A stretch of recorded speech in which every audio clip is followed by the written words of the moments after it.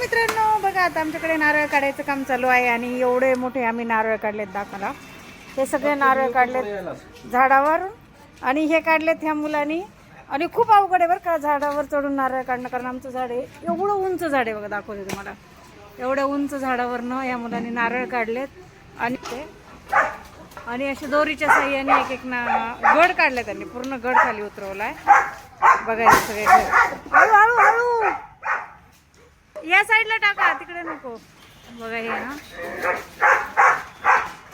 काढते, जे काही कचरा असेल ते पण काढतात आणि हे घड असं काढलेलं आहे दोरीच्या साह्याने, ते खाली सोडतात घड नारळ. आणि हा माणूस झाडावर चढलाय त्याच्यामुळे आमचं कुत्र भुकतंय इथे. ते चढू देत नव्हतं, त्याला बळच चढवलंय कस तरी. हा ओरडतोय.